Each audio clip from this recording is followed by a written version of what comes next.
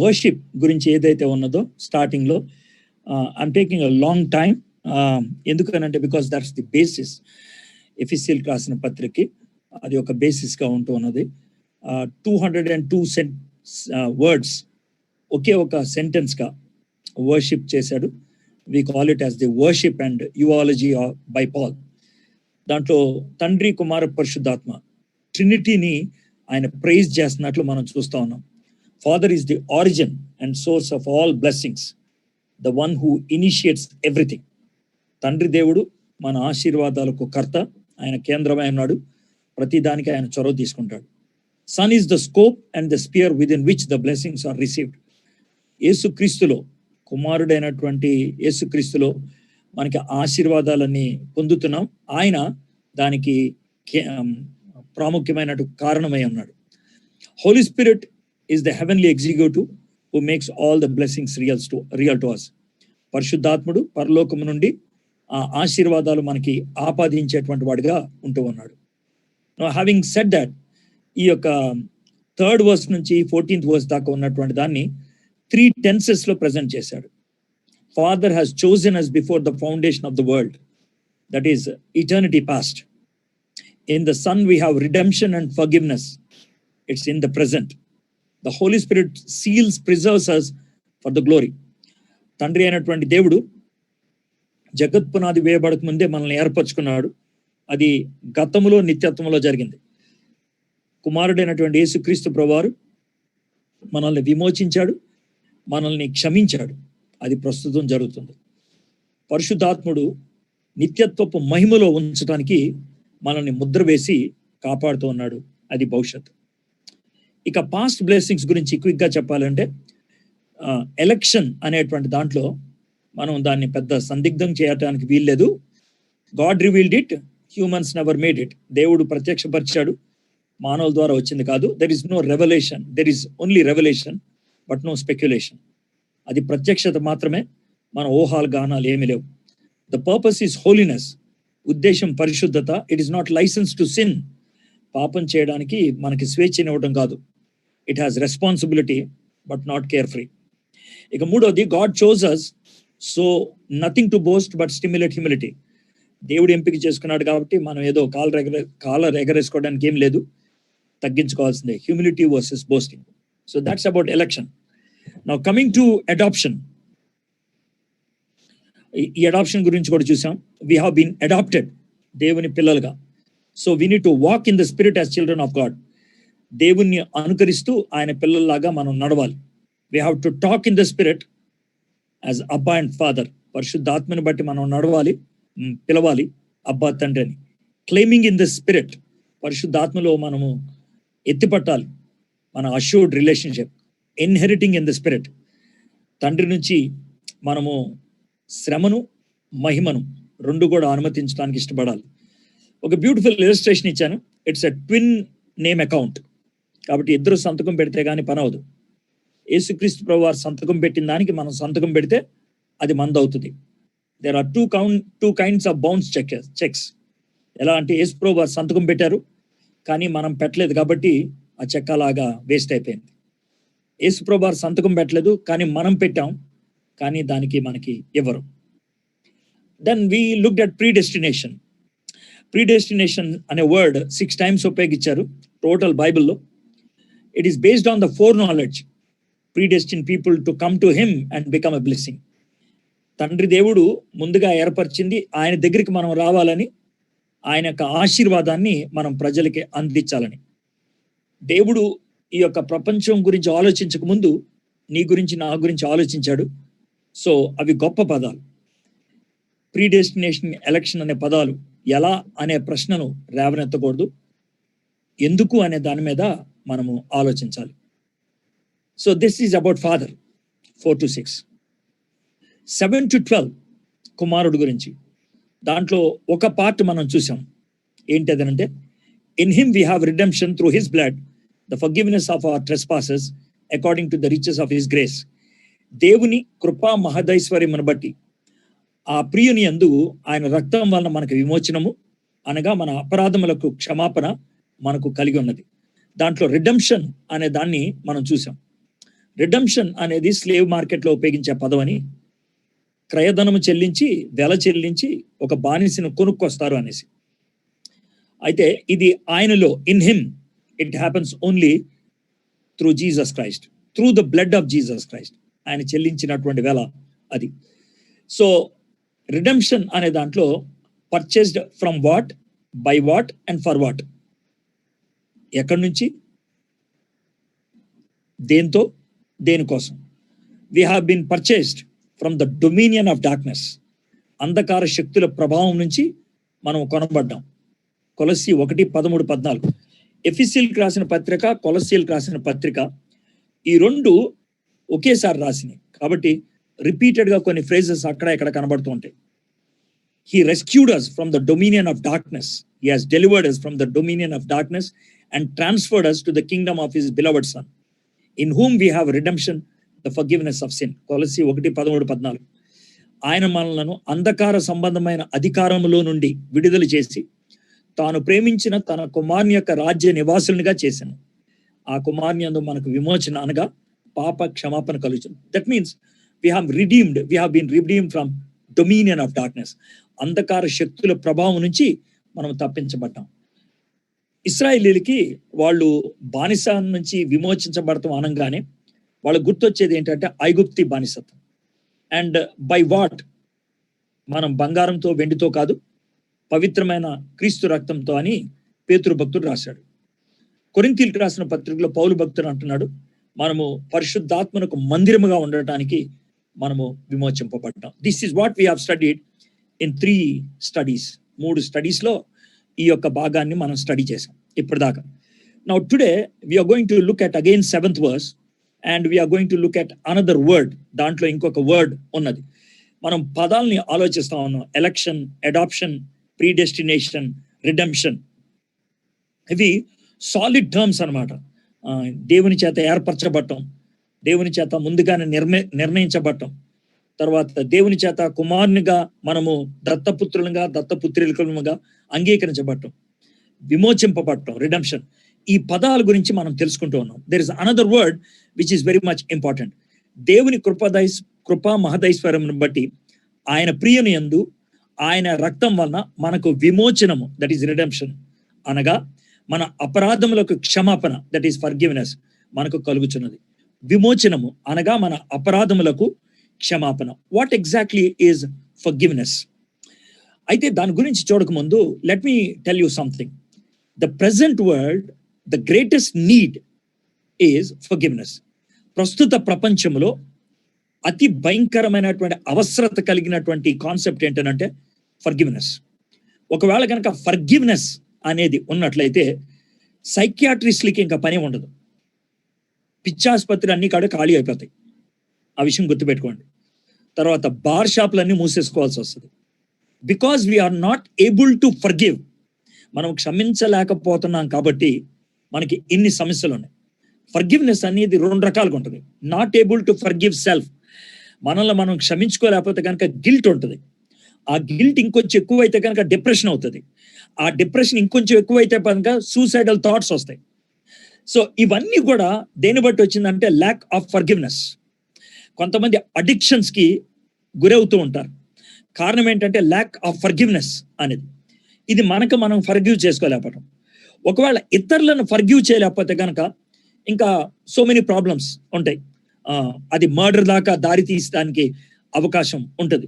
అయితే ఫర్గివ్నెస్ అని అన్నప్పుడు బేసిక్గా ఈ యొక్క బంధకాల నుంచి విడుదల కలగటం. ఏంటది? The chains that have actually put us down. ఏ బంధకాలైతే మనల్ని నొక్కి పట్టేసినాయో, ఏ బంధకాలైతే మనల్ని మన కంట్రోల్ లేకుండా చేసినాయో, ఆ యొక్క బంధకాలని తెంచేయటమే క్షమాపణ అంటూ అనేది. సో బేసిక్గా ఫర్గివ్నెస్ ఈజ్ రిలీజ్, విడుదల కలిగించడం అన్నాడు. ఆ బంధకాలు తీయటం అనేది దాన్ని ఫర్గివ్నెస్ అని అంటారు. ఈ ఫర్గివ్నెస్ దేని గురించి అని ఇక్కడ చెప్తున్నాడంటే, అనగా మన అపరాధములకు, మనము తప్పు చేసినప్పుడు, పాపం చేసినప్పుడు ఈ యొక్క బంధకాల్లోకి మనం వెళ్తూ ఉంటాం. ఓకే, ఆదాము అవ్వలు తప్పు చేసినప్పుడు చెట్టానికి వెళ్ళి దాక్కున్నారు. ఎందుకని? సిగ్గు, భయము, అలాంటి ఆ యొక్క సంకెళ్ళలోకి వాళ్ళు వెళ్ళిపోయారు. They were not able to come out freely. వాళ్ళు సంతోషంగా ధైర్యంగా రాలేకపోతున్నారు. The lack of that freedom is nothing but lack of forgiveness. క్షమాపణ లేకపోవటం. పాపాన్ని 3 రకాలుగా మనం వర్ణించవచ్చు. ఒక బాల్ ఇసిరావు అనుకోండి, ఒక దాన్ని టార్గెట్ చేసి దాటి వెళ్ళిపోవచ్చు, దట్ ఈస్ గోయింగ్ బియాండ్. దాని దగ్గరికి కూడా వెళ్ళకుండా ముందే పడిపోవచ్చు, దాన్ని ఫాలింగ్ షాట్ అంటారు అనొచ్చు. పక్కకి వెళ్ళిపోవచ్చు, that is going astray. So ఈ 3 పదాలు ఉపయోగిస్తారు. ట్రాన్స్గ్రెషన్ అంటే దాటి వెళ్ళిపోవటం, ఇనిక్విటీ అంటే పాయింట్ చేరకపోవటం, గాన్ అస్ట్రే అంటే దారి తప్పిపోవటం. So these are the 3 words that are used.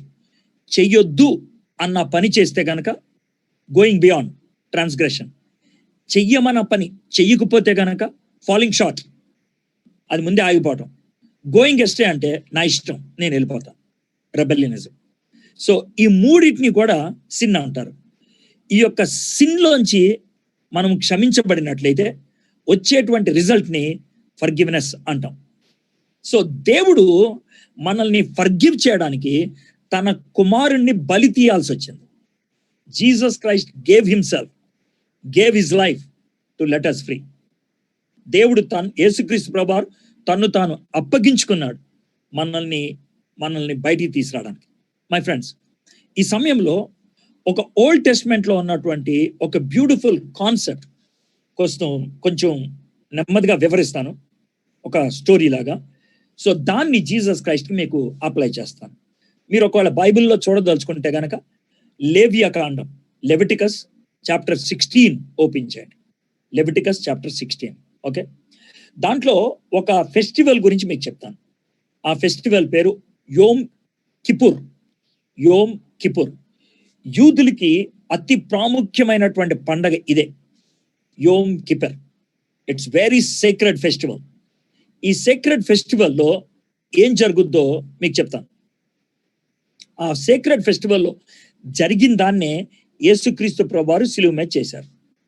ఏంటి అది అని అంటే కనుక, ఇప్పుడు ఇశ్రాయేలీలు పాపం చేశారు.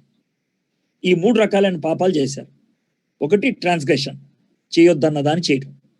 రెండోది ఇనిక్విటీ, చేయమన్న దాన్ని చేయకపోవటం. మూడోది రెబెలియన్, వాళ్ళు దారి తప్పి వెళ్ళిపోవడం. ఈ 3 తప్పులు చేసినప్పుడు ఇశ్రాయేలీల యొక్క తప్పులు క్షమించడానికి దేవుడు ఒక పద్ధతిని పెట్టాడు. ఆ పద్ధతి ద్వారా ఆయన రాబోయేటువంటి యేసుక్రీస్తు ప్రభువారిలో ఏం జరగబోతుందో దాన్ని వాళ్ళకు చూపించాడు అన్నమాట.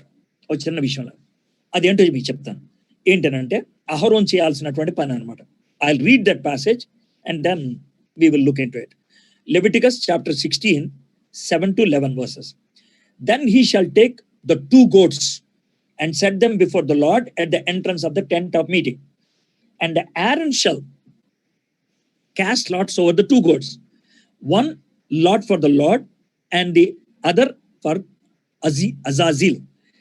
And Aaron shall present the goat on which the lot fell for the Lord and use it as a sin offering. But the goat on which the lot fell for Azazel shall be presented alive before the Lord to make atonement over it, and it may be sent away into the wilderness to Azazel. నేను తెలుగులో చదువుతాను. ఆ 2 మేకపిల్లలను తీసుకొని వచ్చి ప్రత్యక్ష గుడారం యొక్క ద్వారమున వద్ద యెహోవా సన్నిధిని వాటిని ఉంచవలెను. అప్పుడు అహరోను యెహోవా పేరట ఒక చీటిని విడిచిపెట్టు మేక పేరట ఒక చీటిని, ఆ 2 మేకల మీద 2 చీట్లు వేయవలెను. ఏ మేక మీద యెహోవా పేరట చీటు పడునో ఆ మేకను అహరోను తీసుకొని వచ్చి పాప పరిహారార్థ బలిగా అర్పించవలెను. ఏ మేక మీద అయితే పెట్టుట అనే చీటి పడినో దానివల్ల ప్రాయశ్చిత్తము కలుగునట్లు దానిని అరణ్యంలో విడిచిపెట్టుటకై యెహోవా సన్నిధి దాని ప్రాణముతోనే ఉంచవలెను. అప్పుడు అహరోను పాప పరిహారార్థ బలియగు ఆ కోడెను తీసుకొని వచ్చి తన నిమిత్తము తన ఇంటి వారి నిమిత్తము ప్రాయశ్చిత్తము చేసుకోవలెను. తర్వాత అతడు తన కొరకు తాను అర్పించు పాప పరిహారార్థ బలియగు కోడెను వధించి. సో ఈ వచనాల్లో మనం చూసినట్లయితే, let me tell you the story. మీరు ఎప్పుడైనా స్కేప్ గోట్ అనే పదం విన్నారా? Scapegoat, that is nothing but అజాజిల్.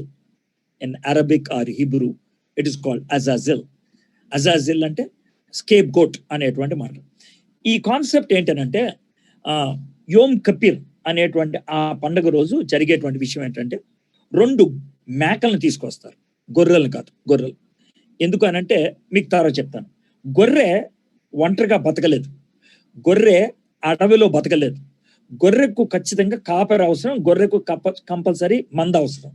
అది మీకు ఆల్రెడీ పేతురు భక్తుడి గురించి రాసిన పత్రిక గురించి చెప్పినప్పుడు చెప్పాను. అందుకని 2 మేకలు తీసుకోవాలి. 2 మేకలు తీసుకొని అహరోను ఏం చేయాలంటే ఆ 2 మేకల్ని, అప్పుడు ప్రత్యక్ష గుడారం ఉండేది కదా, అప్పుడు ప్రత్యక్ష గుడారం దేవాలయం కట్టిన తర్వాత దేవాలయం గుమ్మం దగ్గర ఏం చేస్తారంటే ఆ 2 మేకల్ని అక్కడ పెట్టి 2 చీటీల మీద, ఒక చీటీ మీద ఫర్ ద లార్డ్, ఫర్ అజాజిల్ అనే మాట రాయాలి. ఫర్ ద లార్డ్ అంటే అర్పించడానికి, రెండోది ఏంటంటే విడిచిపెట్టడానికి అని 2 కాగితాలు రాసి ఆ కాగితాలు ఆ మేకల మీద పెట్టాలి.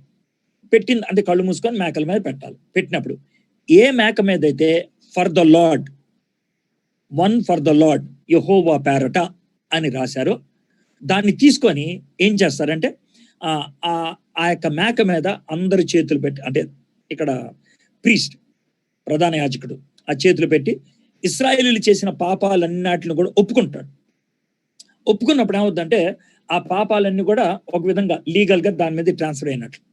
ఆ తర్వాత ఆ మేకను చంపేసి ఆ రక్తాన్ని తీసుకొని లోన గుడారంలోకి వెళ్ళి అతి పరిశుద్ధ స్థలంలో, అది సంవత్సరానికి ఒకసారి జరుగుతుంది, అతి పరిశుద్ధ స్థలంలో ఏం చేస్తారంటే అక్కడ మర్సీ సీట్ అని ఉంటుంది, మందసం ఉంటుంది కదా, ఆ మందసం మీద 2 శరాపులు దేవదూతలు ఉంటారు. ఆ మధ్యలో ఈ యొక్క ఏలుతో 7 సార్లు రక్తాన్ని చుమ్ముతారు. తర్వాత చేతికైనటువంటి రక్తాన్ని బయట ఈ ఆల్టర్ ఉంటుంది కదా, ఆ ఆల్టర్కు కొమ్ములు ఉంటాయి, ఆ కొమ్ములకి దాన్ని రాస్తారు అనమాట. ఇవి చేసినప్పుడు ఇశ్రాయేలీయుల యొక్క పాపాలన్నిట్లు కూడా పరిహరించబడ్డాయి, క్షమించబడ్డాయి అని చెప్తారు అనమాట.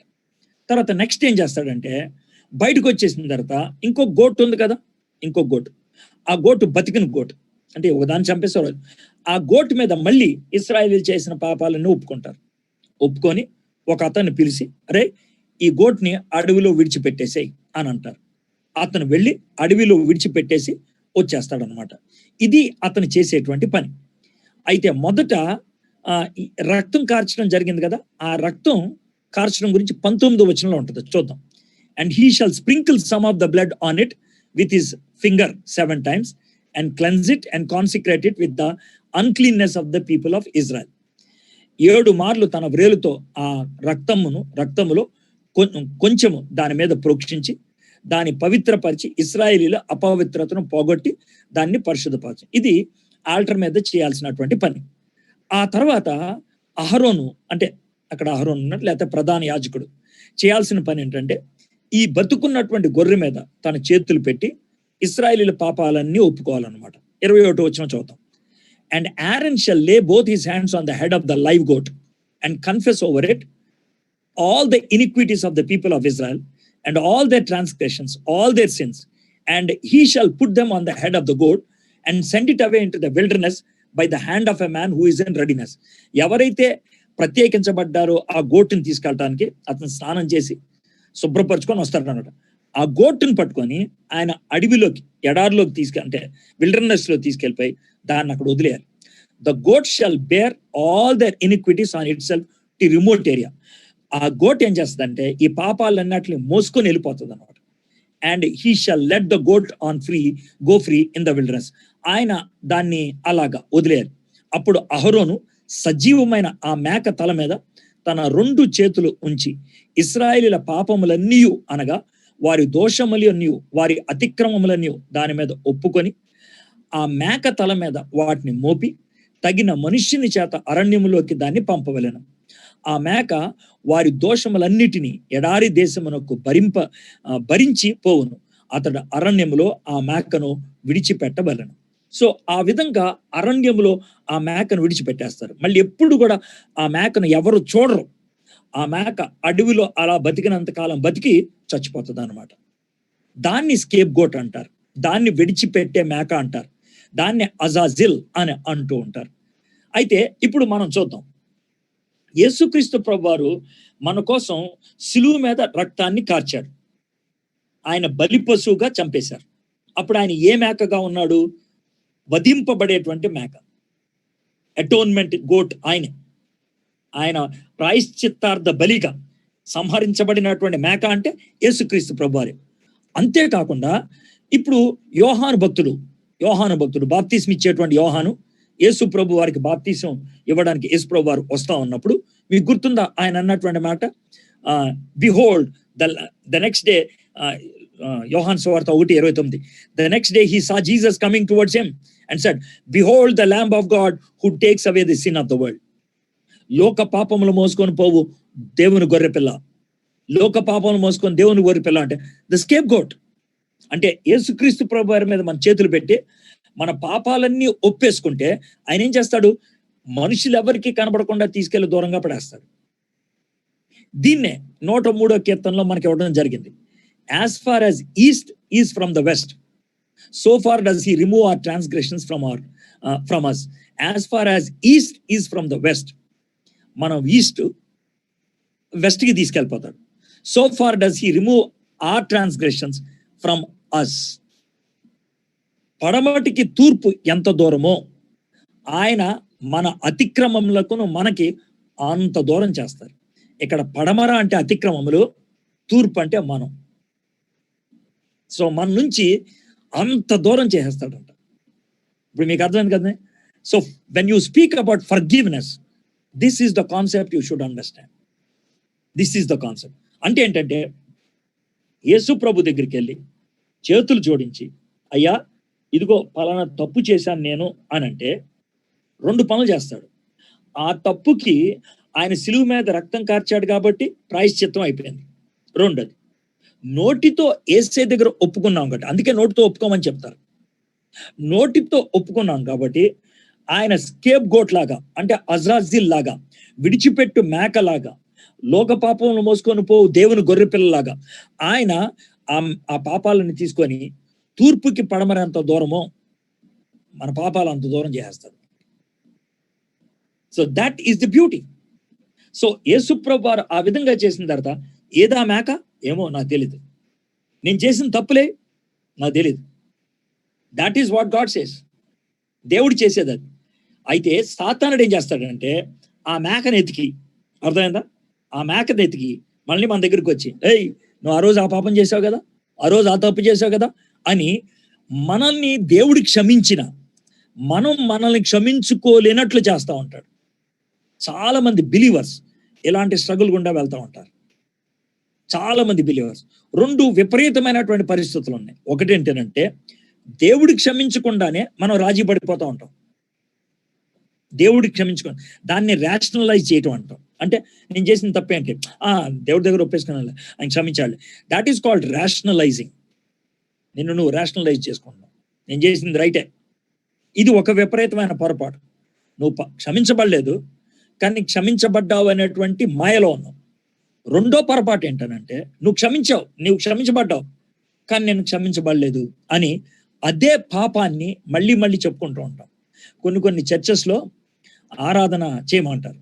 ఆరాధన చేయమంటే ఆ ఆరాధన విన్నప్పుడు నాకు చాలా బాధ అనిపిస్తుంది. ఎలా అంటే ఇప్పుడు ఆరాధనలో బేసిక్గా మనం హైలైట్ చేయాల్సింది యేసు ప్రభువారిని, తండ్రిని, పరిశుద్ధాత్మని, వాళ్ళ యొక్క గుణగణాలు, వాళ్ళ యొక్క పనులు, వాళ్ళ యొక్క చేష్టలు, వాళ్ళ యొక్క మన పట్ల ఉండేటువంటి కృప, ఇది మనకి ఆరాధనకి దారి కావాలి. కానీ ఎక్కువ శాతం మంది నేను గమనించింది ఏంటంటే ఆరాధన అంటే నేను ఒకప్పుడు పెంటకొప్పలో ఉన్నాను, ఇప్పుడు నన్ను బయట తెచ్చావు. ఆయన ఎప్పుడో మర్చిపోయాడు దాన్ని. ఓవర్. ఇక ఎప్పుడు దాన్నే అదే టేప్ వేస్తానే ఉంటారు. అదే టేప్ చెప్పింది అంటే you are not having any special or new vision from God. దేవుని నుంచి కొత్త దర్శనం ఏమి లేదు, కొత్త ప్రత్యక్షత ఏమి లేదు, కొత్త ఎదుగుదల ఏమి లేదు, దేవుని వాక్యములో ఆయన చూడటం అనేది లేదు. So you don't have that newness of worship. దేవుని ఆరాధించడంలో ఆ కొత్తదనం అనేది కనబడదు. You go on with that old concept. దేవుడు మర్చిపోయినటువంటి దాన్ని సాతానుడు జ్ఞాపకం చేస్తూ ఉంటాడు అన్నమాట. I'm not saying that you should not share your testimony. ఒకవేళ రక్షణ సాక్ష్యం చెప్పమన్నారు అనుకోండి, definitely I will speak about my past. But when it comes to worship, I don't go there. దాని దగ్గరికి వెళ్ళను నేను ప్రాథమికంగా. I go according to the word. వాక్యానికి అనుగుణంగా మనం వెళ్ళాలి. మరి మీరు అలా వెళ్ళగలుగుతున్నారా? If you are not going, probably you haven't understood the concept of forgiveness. So forgiveness begins with atonement. ఇది మొదటి point. Forgiveness begins with atonement. ప్రాయశ్చిత్త బలి ద్వారా మనకి క్షమాపణ అనేది ఆరంభమవుతుంది. 2 విధాలుగా. ఒకటి ఎలాగా? మనల్ని క్షమించడానికి రక్తము చిందించబడింది. మన పాపాలు మన నుంచి దూరం చేయడానికి అజాజిల్ ఒక స్కేప్ గోట్ను ఉపయోగించాల్సి వచ్చింది. ఈ 2 కూడా యేసు ప్రభువే. లోక పాపములు మోసుకొని పోవు గొర్రెపిల్ల యేసయ్య. మన పాపం కోసం రక్తం కార్చింది యేసయ్య. సో 2 కూడా యేసయ్య. ఇప్పుడు మళ్ళీ చూద్దాం. Forgiveness is through the blood of Jesus Christ. ఇందాక మనం చూసినటువంటి ఆ యొక్క 7వ వచనంలో మళ్ళీ ఒకసారి చదువుదాం. ఎంత బ్యూటిఫుల్ గా ఉంటుందో చూద్దాం. I'm sorry. దేవుని కృప మహదైశ్వర్యమును బట్టి ఆ ప్రియని యందు ఆయన రక్తము వలన త్రూ హిస్ బ్లడ్ మనకు విమోచనము అనగా మన అపరాధములకు క్షమాపణ. So it needs blood also. ఆ రక్తము మనకి అవసరం. ఆల్రెడీ అటోన్మెంట్ దాంట్లో మీకు రక్తం గురించి చెప్పడం జరిగింది. But still I want to emphasise here. ఈ రక్తము కార్చడం అనే దాని గురించి హిబ్రీ గ్రంథకర్త బాగా రాస్తాడు. ఎందుకనంటే వాళ్ళు ఏమనుకుంటున్నారంటే మాకు సాక్రిఫిషియల్ సిస్టమ్ చాలా అద్భుతమైంది, మా యొక్క ప్రధాన యాజకుడు ఇలా చేస్తాడు అని వాళ్ళు చెప్పుకుంటూ ఉండేవాళ్ళు అనమాట. హిబ్రీ గ్రంథకర్త మెయిన్ ఉద్దేశం ఏంటంటే మాకు దేవదూతలు ఉన్నారు అని హిబ్రీ భాష మాట్లాడేటువంటి యూదులు చెప్తే, ఈ దేవదూతల కంటే ఈయన గొప్పోడయ్యా, ఏ దేవదూతలతో ఈయన కుమారుడు అని పిలిచారు, యేసుప్రభుని తప్పించాని. తర్వాత మోషే కంటే ఈయన గొప్పోడు, మోషే ధర్మశాస్త్రం ఇచ్చాడు, ధర్మశాస్త్రాన్ని నెరవేర్చి ఈయనైతే మనకు రక్షణ ఇచ్చాడు. అహరోను కంటే గొప్పోడు, మెల్కీషెదెకు కంటే గొప్పోడు, ప్రత్యక్ష గుడారం కంటే గొప్పోడు, యాజక ధర్మం కంటే గొప్పోడు. ఇక ఈ 9వ అధ్యాయంలోకి వచ్చేప్పటికి మాకు ప్రధాన యాజకుడు సంవత్సరానికి ఒకసారి ప్రత్యక్ష గుడారంలోకి వెళ్ళి అతి భక్తితో లోనికి ఇవన్నీ చేస్తాడు అని చెప్పుకుంటూ ఉంటే అప్పుడు ఈ హిబ్రూ గ్రంథకర్త ఏమంటాడు తెలుసా? కరెక్టే, ఆయన సంవత్సరానికి ఒకసారి చేస్తాడు, అర్థమైందా? అది కూడా ఎంతో తన గురించి తాను జాగ్రత్త తీసుకొని లోనికి వెళ్తాడు. యేసుక్రీస్తు ప్రభు వారు గొర్రెల రక్తం, మేకల రక్తం, జంతువుల యొక్క రక్తం తీసుకెళ్ళదు, తన రక్తాన్ని తీసుకెళ్ళాడు. అర్థమైందా? ఆయన అతి పరిశుద్ధ స్థలములోకి వెళ్ళినప్పుడు ఒక్కసారే వెళ్ళాడు, ఇంకా ఆ తర్వాత కర్టన్ తెగిపోయింది. ఎంత బ్యూటిఫుల్ చూడండి. ఆ తర్వాత తెగిపోయింది. ఇప్పుడు తండ్రి వద్దకు వెళ్ళటానికి మనకు ఒకటే ఒక మార్గం, యేసుక్రీస్తు. ఇదివరకు అతి పరిశుద్ధ స్థలానికి వెళ్ళటానికి రక్తం ఉపయోగిస్తే కానీ సాధ్యం కాదు. ఇప్పుడు in Christ we have access to the Father. Okay? Forgiveness only through shedding of blood. Indeed, under the law, almost everything is purified with the blood.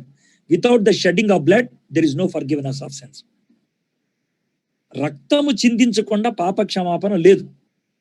హిబ్రీ 9:22. మరియు ధర్మశాస్త్రం ప్రకారం సమస్త వస్తువులను రక్తము చేత శుద్ధి చేయబడుచున్నవి. రక్తము చిందింపకుండా పాప క్షమాపణ కలగదనియు సామాన్యముగా చెప్పుచున్నాం. So Jesus Christ shed his blood to cleanse us. మనల్ని శుద్ధులుగా చేయడానికి ఆయన రక్తాన్ని కార్చాడు. సో ఒకటి, మనల్ని పాపము నుంచి దూరం చేశాడు. రెండోది, మనల్ని పాపము నుంచి పవిత్రంగా చేశాడు. Forgiveness begins with atonement. Forgiveness is through the blood of Jesus Christ.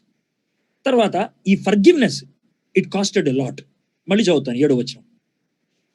In him we have redemption through his blood, the forgiveness of our trespasses, according to the riches of his grace. ఆ చివరి sentence చూడండి. But according to the riches of his grace, దేవుని కృప మహదైశ్వర్యమును బట్టి. కృప మహదైశ్వర్యం. మహా అనేది great, ఐశ్వర్యం అంటే riches, కృప అంటే gracious. Gracious and mighty riches. ఆ ప్రియని యందు ఆయన రక్తం వలన మనకి విమోచన, అనగా మన అపరాధములకు క్షమాపణ కలుగుచూ ఉన్నది. 8వ వచనంలోకి వచ్చేప్పటికి లావిష్ అనేటువంటి మాట చెప్తూ ఉంటారు. గుర్తుపెట్టుకోండి, ఒక వస్తువుకి ఒక వ్యక్తి ఎంత వెల్ల చెల్లించదలుచుకున్నాడు అన్న దాన్ని బట్టి అర్థమవుతుంది ఆ వ్యక్తికి ఆ వస్తువు ఎంత ఇంపార్టెంట్ అని. ఓకే, ఫర్ ఎగ్జాంపుల్ చెప్తాను మీకు అర్థం అవడానికి. ఏంటి అని అంటే, ఇప్పుడు మీ 10th క్లాస్ సర్టిఫికెట్, తర్వాత మీ పాస్‌పోర్టు ఇవన్నీ ఒక బ్యాగ్‌లో పెట్టాయి, పోయినాయి. ప్రపంచంలో ఎవ్వడికి ఉపయోగం ఉండవయి. ఎవ్వరికి ఉపయోగం ఉండవు. అర్థం ఎవరైనా దొరికినాయనుకో, ఎవడేరా పోయినయిరా అని పడేస్తారు. అయితే మీరు ఒకవేళ అవి పోయిన తర్వాత అడ్వర్టైజ్ చేస్తే ఎలా అడ్వర్టైజ్ చేస్తారు తెలుసా? ఎవరికైనా దొరికితే నాకిస్తే 10,000 ఇస్తా, 50,000 ఇస్తా, 100 ఇస్తా, 1,00,000 ఇస్తా అని అంటారు. ఎందుకని? Because it means a lot to you. It means a lot to you. It's useless to anybody else. ప్రపంచంలో ఎవరికి ఉపయోగం లేదు. కానీ ఆ డాక్యుమెంట్స్ నీకు ఉపయోగం. నోబడి. నేను ఒక 3 years క్రితం నా ల్యాప్‌టాప్‌ని ఎవరో దొంగతనం చేశారు. ఒక 10 మందో ఎంతమందో కలిసి దొంగతనం చేశారు. 7గురు అనుకుంటా, సారీ. 7గురు కలిసి దొంగతనం చేశారు. నేను వాక్యం బోధించడానికి వెళ్ళాను. వచ్చే లోపల నా రూమ్‌లోంచి ఎవరో తీసుకెళ్ళిపోయారు. అర్థమైందా? దాంతో పాటు మనీ కూడా పోయింది. అర్థమైందా? అయితే నేను మనీ గురించి అస్సలు వరీ అవ్వలా. ల్యాప్‌టాప్ గురించి చాలా వరీ అయ్యాను. ఎందుకు అనంటే ల్యాప్‌టాప్‌లో దగ్గర నేను ఒక 20 years నుంచి చేసిన ప్రసంగాల యొక్క అవుట్‌లైన్స్ అన్ని దాంట్లో ఉన్నాయి. ఓవర్ 500-600 మెసేజెస్ ఉన్నాయి. నాకు చాలా బాధేసింది పోయినప్పుడు. దేవుడు నాకు బుద్ధి కూడా చెప్పాడు. "అరేయ్! ఈ ల్యాప్‌టాప్ నీకెందుకు పోగొట్టాను తెలుసా? నువ్వు ల్యాప్‌టాప్ మీద ఎక్కువ ఆధారపడుతున్నావు, నా మీద కాదు" అని దేవుడు నాకు బుద్ధి చెప్పాడు. నేను దేవుడిని క్షమాపణ అడిగాను. "ప్రభా, నీ చిత్తమైతే నాకు ల్యాప్‌టాప్ దొరికేటట్లు చేయి ప్రభా" అని అన్నాను. ఒక 2-3 hours ప్రార్థన చేస్తా ఉంటే దేవుడు అరౌండ్ రాత్రి 12:00 పోయిందని తెలిసింది. అరౌండ్ 4:00కి దేవుడు ఒక చిన్న థాట్ లాగా ఇచ్చాడు. 2 daysలో నీకు ఇస్తానులే అని. అయితే నేను ఏ ఊర్లో పోగొట్టుకున్నాను, ఆ ఊర్లో ఎస్పీ, సూపరింటెండెంట్ ఆఫ్ పోలీస్ ఆ ఏరియాకి, ఆయన నా ఫ్యాన్ అంట. మా వాళ్ళు వెళ్ళి చెప్పారు. అలా అంటే వెంటనే నన్ను పిలిపించాడు. పిలిపించి, "బ్రదర్ మీరేం వరీ అవ్వకండి, నేను వెతికిస్తాను." పాపం ఆయన చాలా మందిని తీసుకొచ్చి కొట్టించాడు. అంటే సస్పెక్టెడ్ ఉంటారు చూసా ఆ ఏరియాలో, వాళ్ళని పట్టుకొచ్చి కొట్టారు. కొట్టి నా దగ్గరికి తీసుకొచ్చాడు. ఒకసారి 3 తెచ్చాడు. వాళ్ళని చితగ్గొట్టేసి తెచ్చారు. "సార్ ఎందుకు కొట్టారు సార్ పాపం" అనేసి అన్నాను నేను. "ఊరుకోండి సార్, వీళ్ళ మీద జాలి ఏంటి అది ఇది" అని అన్నాడు. అంటే ఆయన శైలి. అప్పుడు నేను వాళ్ళ 3 ముందు ఇలాగ చేతులు జోడించి, "బాబు, మిమ్మల్ని కొట్టారు, నన్ను క్షమించండి. మీరు తీసుకున్నారో లేదో నాకు తెలీదు. అయితే వాళ్ళు చేశారు, నేను చెప్పలేదు. కానీ తమ్ముడు ఒక మాట చెప్తాను, నాకు అది చాలా వాల్యుబుల్ అమ్మా. డబ్బులు తీసుకున్నారు, నేను అడగను వెనక్కి. ఆ ల్యాప్‌టాప్ తీసుకొచ్చి ఇస్తే నాకు, నేను కావాలంటే నేను ఎదురు డబ్బులు ఇస్తాను నేను" అని కూడా చెప్పాను. ఎందుకనంటే it is more valuable to me, not to anybody else. అయితే నౌ ఇంత ఎగ్జాంపుల్ చెప్పిన తర్వాత now I am trying to apply to. ఒకవేళ ప్రపంచంలో నువ్వు ఒక్కడివే పాపివనుకోండి, నిన్నొక్కదాన్ని లేకపోతే నిన్నొక్కడిని విమోచించడానికి యేసుప్రభుని, "యేసయ్యా నువ్వు చనిపోతావు" అంటే, "యెస్, ఐ యామ్ రెడీ" అంటాడు. ఎందుకు అనంటే for Jesus Christ you are that precious. నువ్వు అంత విలువైనటువంటి వ్యక్తివి. చాలా మందికి ఇన్ఫీరియారిటీ కాంప్లెక్స్ ఉంటది, లోన్లీ ఫీలింగ్ ఉంటది. నాకెవరు వాల్యూ ఇవ్వరు, నన్నెవరు పట్టించుకోరు, నన్నెవరు సరిగ్గా చూడరు. యెస్, జరుగుతూ ఉండొచ్చు ఈ లోకంలో. But in that situation do you know what gives you comfort? Do you know? జగత్పునాది వేయబడక మునిపే నీ గురించి లెక్కేయటం, జగత్పునాది వేయబడక ముందే నువ్వు చేసిన పాపాల కోసం తన ఏకైక కుమారుని నీ కోసం బలివ్వటం, ఆలోచించడమే కాకుండా 2000 సంవత్సరాల క్రితం నువ్వు ఆయన సిలువ మీద చనిపోతూ హీ యాక్చువల్లీ సా యూ. నేను చూశాడు ఆయన. ఎందుకంటే నీ కోసం చనిపోయాడు. హీ సా మీ, ఎందుకంటే నా కోసం చనిపోయాడు. ఎందుకు ప్రభువా ఆయన కోసం చనిపోయావు అంటే, he is that valuable to me, know that. ఏం వాల్యూ ప్రభా, మంచోడు కాదు. నీకు మంచోడు కాకపోవచ్చు, కానీ నాకు ఇష్టం వాడంటే, నాకు ఇష్టం ఆమంటే. సో బ్యూటిఫుల్ నా, ఎంత అద్భుతంగా ఉంచాడు. సో దేవుడు అంత ప్రేమను నీ పట్ల చూపించాడు. And when God covers, he covers everything. దేవుడు నీ కోసం వెల చెల్లిస్తే ఎప్పుడు పార్షియల్గా కట్టడాయన. No, he won't. మొత్తం నీ పాపాలన్నీ క్లియర్ అయిపోవాలి. That's all. సో పాపాలన్నీ క్లియర్ అయిపోయినాయి కాబట్టి నా ఇష్టం వచ్చినట్లు నేను పాపం చేసుకుంటూ వెళ్ళిపోతానా? That is what Some people think, but that is wrong. Grace is not license to sin. దేవుడు కృప చూపించాడు కదా అని పాపం చేసుకుంటే వెళ్ళిపోవటం కాదు. Grace is not to exploit and trample underfoot. కృప అని అంటే కనుక దేవుడు చూపించినటువంటి కృపని కాలు కింద తొంగలోకి తొక్కేయటం అంటారు. అలా తొక్కేయడం కాదు. గ్రేస్ ఈజ్ యాక్సెప్టెడ్ బై ఆ కృప చేత మనం ఏదైనా స్వీకరించాం. Wow, thank you boy, thank you so much, thank you so much. That is grace. That is grace. నువ్వు ఊహించలేదు, ఎవరో నీ కోసం వెల చెల్లించడం. Thank you boy, thank you boy. That's awe and reverence and gratitude. ఒక చిన్న మాట చెప్తాను. Imagine somebody loved you so much and so preciously gave you a glass tumbler, very delicate glass tumbler with your name. What do? దాన్ని ఒక పేపర్లో rap చేసి cotton చుట్టి జాగ్రత్త తీసి ఇంట్లో పెట్టుకుంటాం. Why?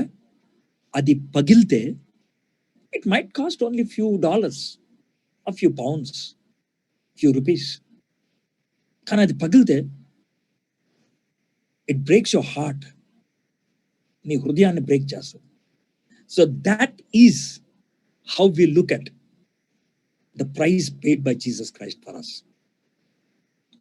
So that is richly lavished upon us.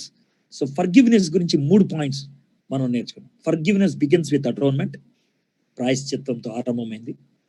Forgiveness is through the blood of Jesus Christ. యేసుక్రీస్తు రక్తములో మనకి ఆ యొక్క క్షమాపణ దొరికింది. Forgiveness costed infinite riches.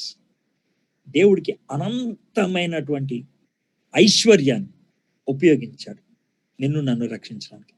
అందుకనే యేసుక్రీస్తు ప్రభువారు ఆయన మాట చెప్పినప్పుడు ఒకసారి ఉంటాడంటే, ఒక వ్యక్తి ప్రపంచాన్నంతటినీ సంపాదించుకొని, లోకమంతటినీ సంపాదించుకొని తన ప్రాణాన్ని కోల్పోతే ఏమి లాభం అంటాడు. అంటే వరల్డ్ అంతా ఒక పక్కన పెట్టి నీ ప్రాణం ఒక పక్కన పెడితే వరల్డ్ తేలిపోద్ది. వరల్డ్ తేలిపోద్ది, నువ్వు కిందకి వెళ్ళిపోతావు. ఎంత గొప్ప విషయం ఆలోచించాను. How beautiful is this my friends. God gives you value. అందుకనే 202 పదాలు నాన్ స్టాప్ ఆరాధించుకుంటూ వెళ్ళిపోయాడు ఆయన. ముందు తండ్రిని, తర్వాత కుమారుని. సో ఈ యొక్క రిడెంప్షన్ ద్వారా, ఈ యొక్క ఫర్గివ్నెస్ ద్వారా, ఈ యొక్క ఎటోన్మెంట్ ద్వారా, ఈ యొక్క అడాప్షన్ ద్వారా, ఈ యొక్క ఎలక్షన్ ద్వారా, ఈ యొక్క ప్రీడెస్టినేషన్ ద్వారా, ఈ పదాలన్నీ మీకు చెప్పాను ఇప్పటిదాకా. మీకు ఇప్పటిదాకా అయ్యో ఫారెన్ టర్మ్స్ లాగా ఉండొచ్చు, ఇప్పుడైతే క్లియర్గా వాటికి అర్థం దొరికిపోయింది. వీటి ద్వారా మనకు వచ్చేటువంటి రిజల్ట్ 8వ వచనం నుంచి 12వ వచనం దాకా కనబడుతుంది. Result will look into that result which he lavished upon us. Lavished అంటే మన మీద కుమ్మరించాడు. In all wisdom and insight, making known to us the mystery of his will according to his purpose which he set forth in Christ.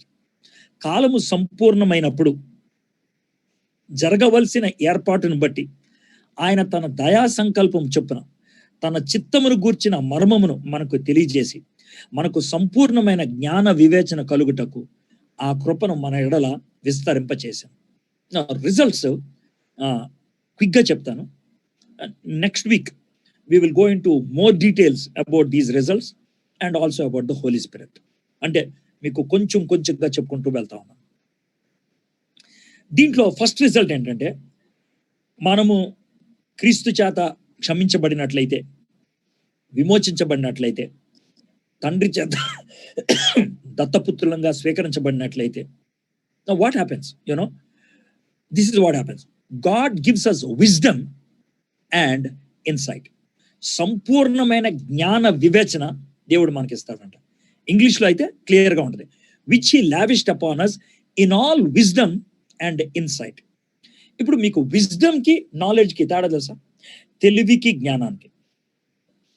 తెలివి అంటే ఏంటంటే, knowledge is something which is gain through our eyes, hands, nose, ఏదైనా సరే తెలుసుకోవటం బట్టి వచ్చేది knowledge. Knowledge is what the world gives, but wisdom is application of the knowledge. నీకున్నటువంటి తెలివిని ఒక మూమెంట్లో ఎలా అప్లై చేయాలో తెలుసుకుంటే కనుక దానికి జ్ఞానం అంటారు. సరిగ్గా అప్లై చేయలేదనుకో, అంటే నీకు బుద్ధి లేదురా అని అంటారు. అంటే సరిగ్గా అప్లై చేయనందుకు. సరిగ్గా అప్లై చేశారనుకో, వా గ్రేట్ రా బాయ్ అని అంటారు. Wisdom is the right application of knowledge. కత్తెందుకు? ఉల్లిగడ్డలు కోయడానికి. That is knowledge. అయితే ఉల్లిగడ్డలు కనుక కరెక్ట్గా కోసాడు అనుకో, బాగా కోసాడు రా అంటాడు. చేయి కోసుకుంటే రా మాత్రం బుద్ధి లేదా చేయి కోసుకున్నావు అని అంటారు. ఉల్లిగడ్డలు కోస్తే కనుక మంచిదే, వెళ్ళి పేక్ కోస్తే ఎవడదైనా? That is lack of wisdom. So ఇప్పుడు మీకు విజ్డమ్ అంటే అర్థమైంది కదా. విజ్డమ్ అని అన్నప్పుడు the knowledge we have, the information we have, all the situations we have, we make right decisions. So దేవుడు ఆ విజ్డమ్ మనకిస్తాడు. గుర్తుపెట్టుకోండి, world cannot give us wisdom, only God can give us wisdom. అందుకే మీలో ఎవరికైనా జ్ఞానం కొద్దుగా ఉంటే నన్ను అడగండి, నేను ఇస్తాను అని అన్నాడు. If anybody lacks wisdom, ask of me and I will give you. Okay, so ఈ విజ్డమ్ అనేది అప్లికేషన్ ఆఫ్ నాలెడ్జ్ అన్నాం. It's ability to see life from the perspective of God. Wisdom ఉన్నప్పుడు దేవుడిచ్చాడు కాబట్టి విజ్డమ్, దేవుని దృక్పథంలో మనం చూస్తాం, దేవుని కోణంలో చూస్తాం, మనం దేవుడు చూసినట్లు మనం చూస్తాం. ఒకవేళ ఎవరన్నా మన దగ్గర నుంచి ఏమన్నా దొంగిలించి వెళ్ళిపోయారు అనుకోండి, విజ్డమ్ ఉన్నప్పుడు వీ డోంట్ రియాక్ట్, ఎందుకంటే God is going to give even better. Unnecessary ఫైట్స్లోకి వెళ్ళాం, we forgive, we accept. So seeing everything from God's perspective is wisdom. దేవుడు మనల్ని రోబోట్స్ లాగా చేయడానికి ఇష్టపడలేదు. He gives us wisdom so that we can grow into maturity. దేవుడు మనకి జ్ఞానాన్ని ఇస్తాడు, మనం పరిపక్వతలోకి ఎదగాలి అని. ఇక రెండోది ఏంటి తెలుసా? ఇన్సైట్ అని అంటే, insight is experience applied in the right way. అంటే ఈ మూమెంట్లో ఏం చేయాలి, ఈ మూమెంట్లో ఎలా చేయాలి, డిజర్న్మెంట్ అంటారు దాన్ని. విచక్షణ, వివేచన, ఇట్స్ ఇన్సైట్. ఎక్స్పీరియన్స్ బట్టి వస్తూ ఉంటుంది. సో దేవుని వాక్యాన్ని బాగా చదువుతున్నప్పుడు, దేవునిలో ఎదుగుతూ ఉన్నప్పుడు, let me give the example from my own life. ఎలా అంటే, when people ask me questions, ఎవరన్నా నన్ను క్వశ్చన్స్ అడిగినప్పుడు, అంటే నాట్ బేసికలీ థియాలజికల్ క్వశ్చన్స్ అనుకోండి, చదివితే రావాలి, కొన్ని ప్రాక్టికల్ క్వశ్చన్స్ అడుగుతూ ఉంటారు. మా హస్బెండ్తో ఎలా అయింది, మా వైఫ్తో ఎలా అయింది, మా సిచ్యుయేషన్ ఎట్లా ఉంది అని అన్నప్పుడు, do you know it is wisdom and insight that helps me to address those issues.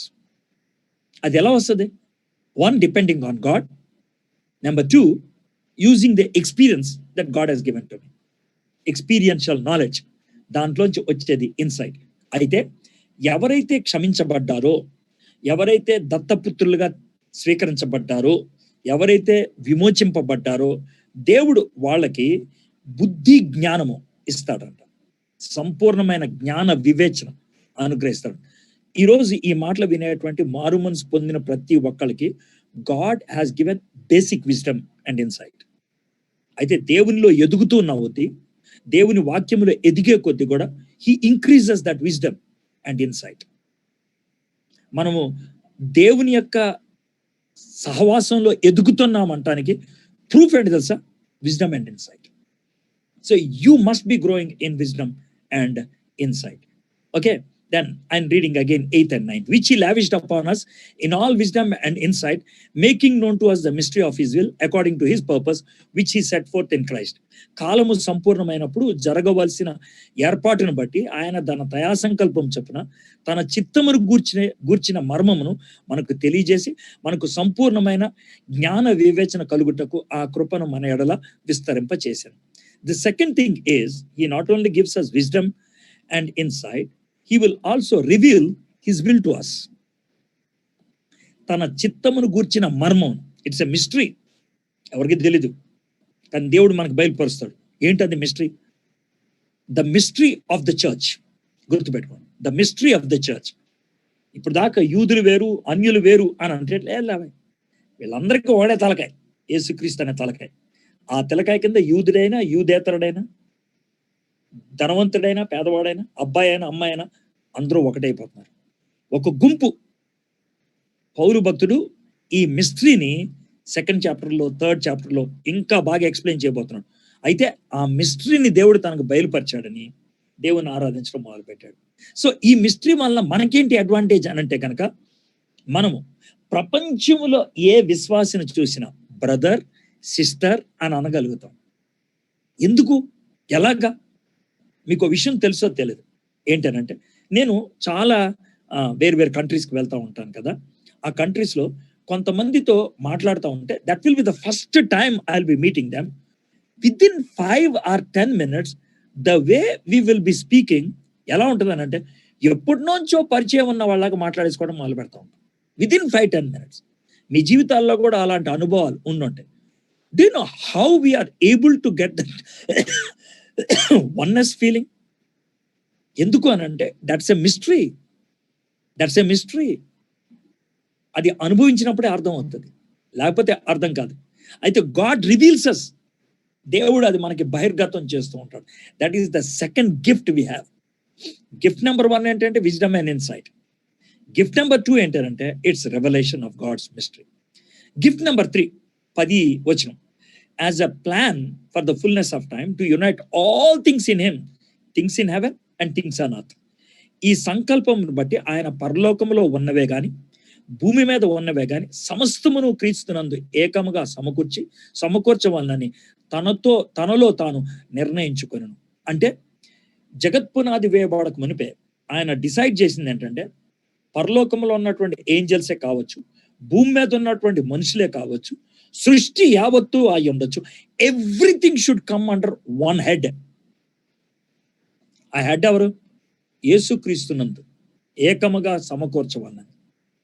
In Jesus అనేటువంటి మాట ఈ ఎపిసోడ్లో 27 times కనబడుతుంది అని అన్నాను. అయితే ఇవన్నీ ఒకటిగా ఉండాలని గుర్తుపెట్టుకోండి. దేవుడు మొట్టమొదట విశ్వాన్ని అంతటిని సృజించిన తర్వాత ఆ మొత్తం విశ్వం యొక్క తాళం చెవులు ఆదాము అవ్వలకి ఇచ్చాడు. యు డొమైన్, దీని మీద రాజ్యాన్ని స్థాపించు, ప్రతిదీ నీ కంట్రోల్లో ఉండాలి. సింహం కానీ, ఏనుగు కానీ, క్రోకడాలు కానీ, ఆ టైంలో డినోసరస్ ఉండేమో అవి కానీ, ఏదైనా సరే ఆదాం దగ్గరికి వచ్చి మాట్లాడకుండా కూర్చుని, he's the king of the creation.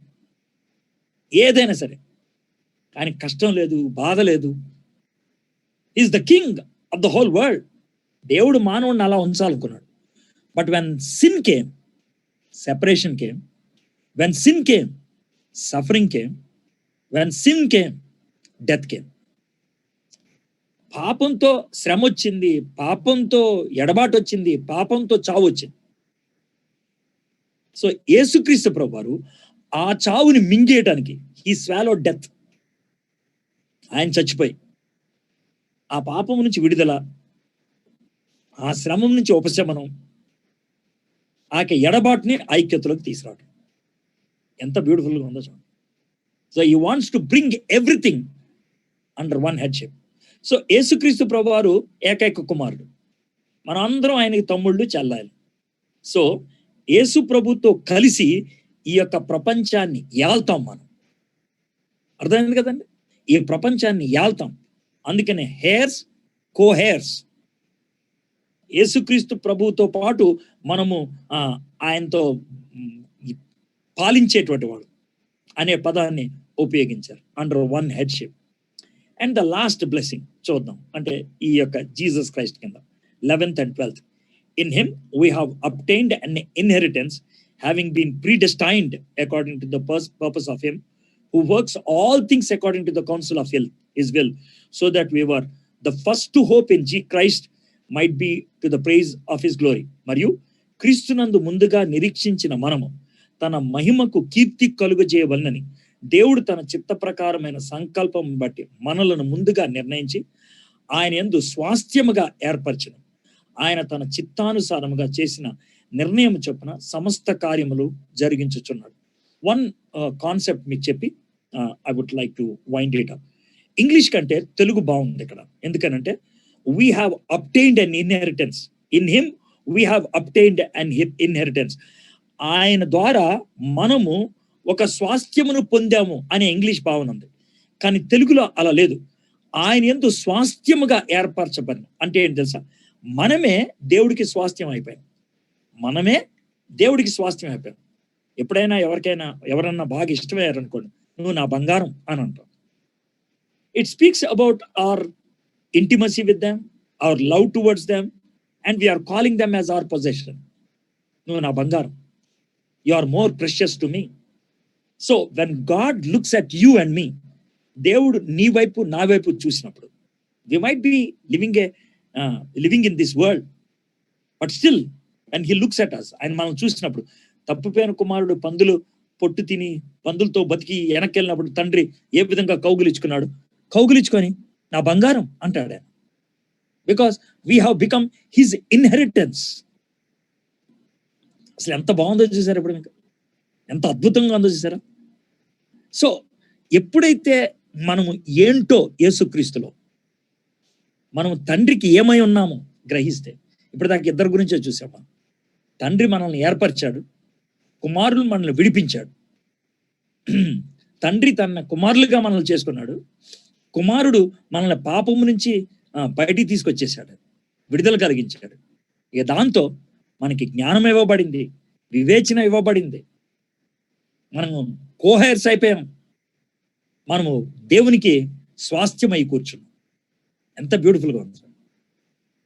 ఇది మన నిజమైనటువంటి ఆరాధన నడిపించదా? Can't we look at in our thinking how precious you are looking at me. ఎంత ప్రేమతో నన్ను చూస్తున్నావు, ఎంత విలువను నాకు ఇచ్చావు ప్రభు. నేనేం చేయగలను? I can just fall at your feet and say, thank you.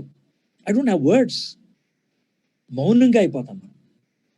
The highest worship is keeping silent. But our heart speaks a lot. పెదాలు మాట్లాడు, కానీ గుండె చాలా చాలా నిండిపోతుంది. That is true worship. I wish we should have that kind of worshipping heart. అలాంటి ఆరాధించే హృదయం ఈ వాక్యాలు చదవటం ద్వారా దేవుడు మనకి అనుగ్రహించాలి. చిన్న ప్రార్థన చేసుకుందాం.